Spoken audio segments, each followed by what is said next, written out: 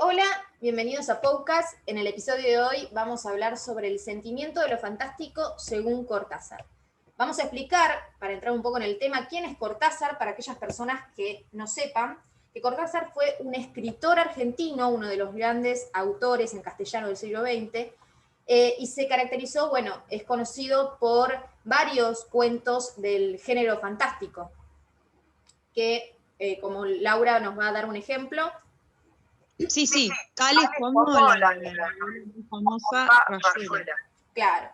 Ya introduciéndonos en el sentimiento de lo fantástico, como él le gusta llamarlo, ¿no? Que lo denomina de esta manera. Lo denomina de esta manera porque es algo que lo acompañó desde muy chico todo el tiempo. Sí, exacto. En una de las entrevistas que vi, él le daba el ejemplo cuando él era chiquito, leía una novela de Julio Verne con el hombre invisible. Él lo lee y le quedó fascinado. Entonces decide prestarle el libro a un compañerito que leía igual que él, así mucho. A los 2 días se lo devuelve y le dice que no le gustó, que era muy fantástico. Entonces él ahí, Cortázar, se da cuenta de que, que para él no había una diferencia entre la realidad y lo fantástico. Claro. Este sentimiento lo denomina extrañamiento también, y que nos vuelve a repetir, le puede suceder a cualquier persona en cualquier momento y en cualquier lugar. Claro. Será, más adelante vamos a ver más ejemplos de esto en base a la definición. Este sentimiento, y lo aclara para que no quede dudas, no tiene nada que ver con hechos sobrenaturales. Él dice que una vez que él lo aceptó de manera natural, y bueno, naturalizó todos estos hechos, ahí aparecieron estos hechos fantásticos, ahí los pudo captar, ¿sí? También lo que va a decir es que no habla de la ciencia y la filosofía, en donde sitúa la explicación de la realidad, pero que no explica de todo el concepto.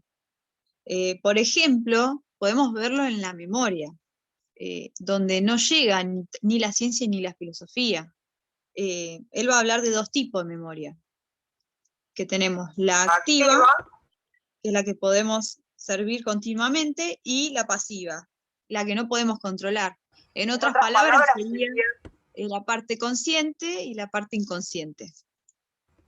Claro, y como ejemplo, ¿no? Para explicar mejor este tema, cuando alguien te dice, no sé, conoces a tal vecino de tu barrio, sabes lo que le pasó a tal vecino, y no te acordás, ¿entendés? No te acordás por el nombre, pero si alguien te muestra, no sé, una foto, o te dice específicamente la dirección donde vive, no, frente a tal casa, ahí obviamente lo vamos a recordar, ahí se vuelve a la memoria activa, ¿no es así?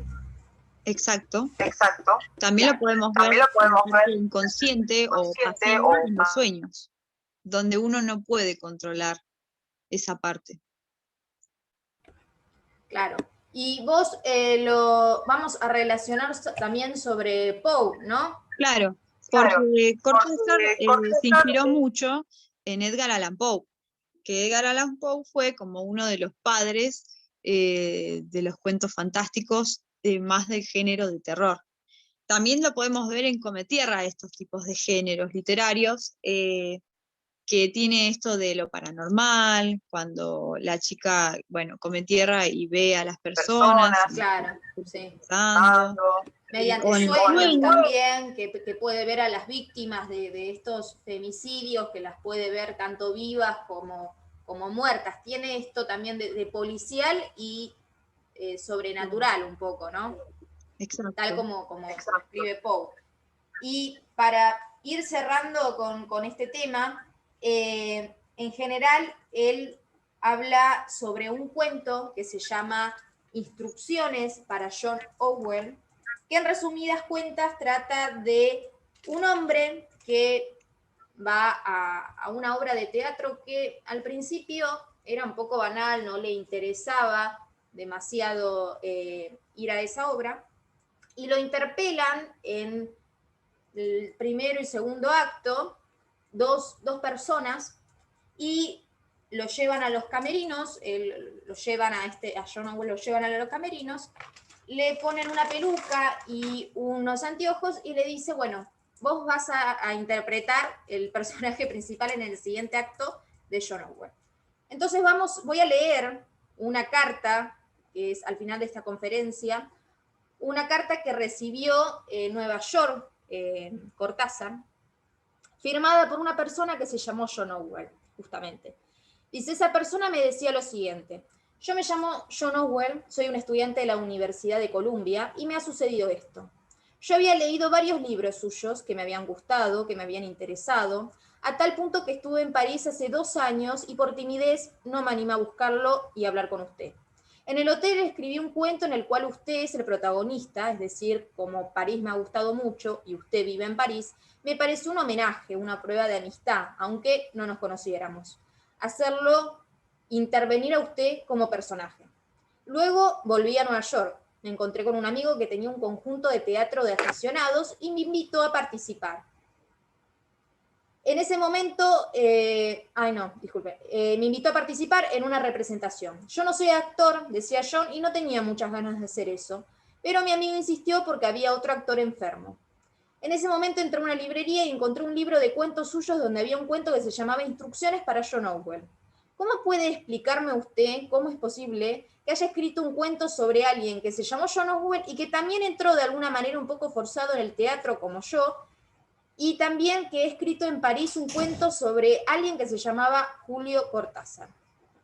Esto claramente explica la manera, este sentimiento de lo fantástico. Justamente hay un John Owen que le pasó lo mismo que tuvo que interpretar un personaje medio forzado en esta obra de teatro, que lo mismo sucedió en el cuento que él escribió de Cortázar, ¿no? Es increíble. Creo que en resumidas cuentas, esto es lo que denomina este sentimiento de lo fantástico, esto que no se puede explicar y que nos sucede continuamente. Bueno, esperamos que les haya gustado, que les haya servido y nos veremos en un siguiente podcast. Hasta luego.